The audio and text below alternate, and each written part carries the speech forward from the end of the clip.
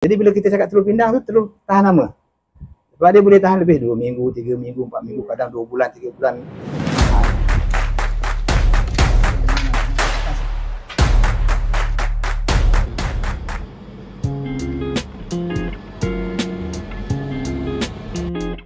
Hai, Assalamualaikum semua. Hari ini kami berada di IKS Telur Pindang Warisan.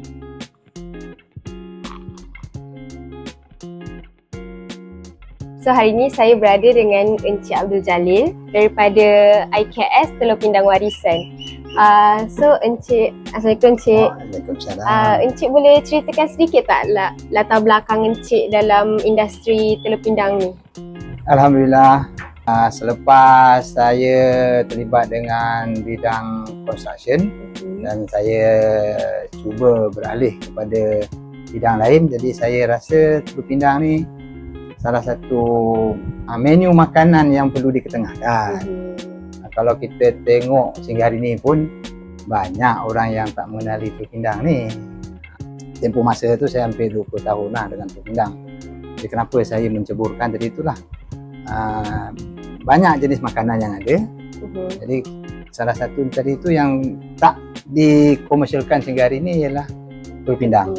Jadi alhamdulillah, dalam tempoh yang agak panjang macam tu, hari ini telur pindang boleh kata dah dikenali lah di dalam negara. Tu hasratnya kalau boleh seluruh orang Cina, orang India pun minat lah. Dia makan sebiji setahun pun dah okey lah. Untuk telur pindang ni, kenapa saya rasa macam seronok sangat? Dia bukan saja pasal pendapatan, dia satu keseronokan. Boleh kata tak ada yang menyerupai telur pindang untuk menandingi. Okey, daripada segi ketahanan, kebanyakan makanan dia terpaksa menggunakan garam untuk tahan lama. Okey, dan garam kalau terlalu banyak dia akan menjejalkan kesihatan manusia. Dia sebenarnya boleh bertahan jangka panjang tanpa sebarang pengawet. Jadi itu satu yang special. Dia jangka hayat yang panjang. Lepas tu dia boleh berada dalam keadaan semua jenis makanan, dia boleh seiring. Okey, kita tak boleh makan belacan mentah macam tu. Kita tak boleh makan ikan masin mentah macam tu. Tapi telur pindang daripada segi jangka hayatnya, alhamdulillah dia boleh hidup sendiri tanpa bergantung dengan bahan pengawet. Bebas perasa, dia tak perlukan perasa tiruan. Memang tak boleh buat pun dengan perasa tiruan. Dia tak perlukan pewarna tiruan. Jadi benda itu asli, 100% asli dan menggunakan herba asli, dan dia boleh lebih daripada makanan yang lain. Kebanyakan orang yang pakai telur pindang ni, yang memerlukan telur pindang pula bukan daripada orang yang kalangan biasa-biasa. Itu yang jadi satu motivasi. Jadi boleh tak Encik terangkan sikit macam mana proses pembuatan telur pindang ni sebenarnya? Yang pertama, kita kena ada telur. Jadi telur ini, untuk menghasilkan telur pindang ini, boleh kita gunakan telur itik ataupun telur yang lain, tapi untuk mengkomersialkannya kita gunakan telur ayam. Okey, kalau daripada segi saiz besar kecil kita gunakan saiz B. Okey, kerana apa? Mudah untuk diperolehi. Jadi telur yang sebenarnya boleh digunakan untuk telur pindang ialah yang paling betul, yang paling baik dari itu ialah telur yang ayam baru keluarkan dia bertelur. Sebab maksudnya telur tu masih fresh, bebas daripada sebarang bakteria. Biasanya kami menghadapi masalah kalau kita supplier dia hantar pada kami telur tu tidak menepati spesifikasi kami, dan pernah berlaku telur tu selepas dimasak kami terpaksa buang walaupun masak tu 3,000 biji. Dan terakhir sekali, untuk pastikan dia tadi itu betul-betul kering semua telur tu, kami akan kukus dia pula untuk lebih kurang dalam tempoh 6 jam hingga 12 jam. Setelah habis semua proses letakkan bahan tadi, sekarang kita nak tutup untuk kita renih selama 3 hari.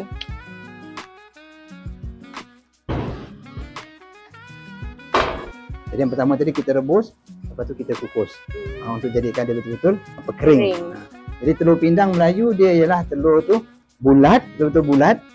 Dia tak langsung tak ada berair. Maknanya kalau lepas 1 bulan ke 2 bulan, 3 bulan kita buka, kita cium dia masih berbau herba, tak ada kulat, tak ada berleleh, tak ada berair, artinya telur tu masih boleh dimakan telur lagi walaupun sampai 1 tahun. Jadi telur pindang tu berapa lama dia boleh tahan? Uniknya kat situ. Dia mungkin boleh sampai bertahun. Selagi dia tak ada keluar kulat. Setelah 3 hari, inilah hasilnya. Dalam proses buat telur pindang ni sendiri, Encik ada apa-apa teknik rahsia yang Encik sendiri keluarkan ke, atau memang macam sama je semua? Rahsia ni dia bukan kepada bahan-bahan yang kita gunakan. Rahsia tukang masak ni biasanya ialah macam mana cara mengolah. Jadi yang itu memang ada lah juga. Adalah benda-benda itu yang perlu. Kalau bagi siapa yang berminat nak mengusahakan telur pindang, beberapa tip tadi tu. Contoh nak pilih telur macam mana. Memanglah keluar daripada ayam tu betul telur baru. Tapi macam mana pula nak tahu yang keluar daripada ayam walaupun dia baru, telur tu sesuai. Sebab ada yang keluar tu dia kecil, besar. Ada yang lonjong, ada yang bulat. Jadi yang itu dia bukan rahsia. Tapi kalau tak ditanya, tak dipelajari, tak dapat lah. Jadi kalau nak tahu pun belajar je lah, datang je lah. Jumpa saya akan tunjuk lah. Ada pilih telur tu macam ni.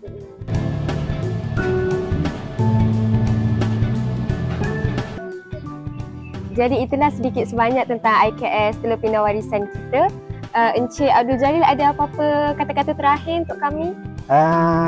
Saya mengajaklah kepada semua orang Malaysia, tak kisahlah orang Melayu ke, orang Cina, selagi dia orang Malaysia kan, India ke, dah biasa bagi orang dogip, kadang kita bagi coklat, telur rosé, apa salahnya kan?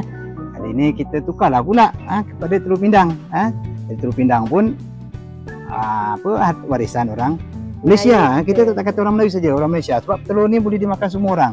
Jadi kita kalau ada 7 anak ke 3 anak, bagilah yang 2 anak tu dogipnya telur pindang. Jadi insya-Allah kalau boleh semua sekali seronok dengan telur pindang boleh sampai ke Dubai, boleh sampai ke China.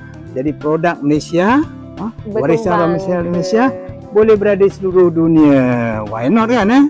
Kalau sushi boleh sampai di Malaysia, telur pindang pula berada di Jepun. Jadi sama-sama kita naikkan telur pindang dalam semua majlis. Jadi kalau korang berminat nak beli telur pindang ke apa, korang boleh contact Encik Jalil ya.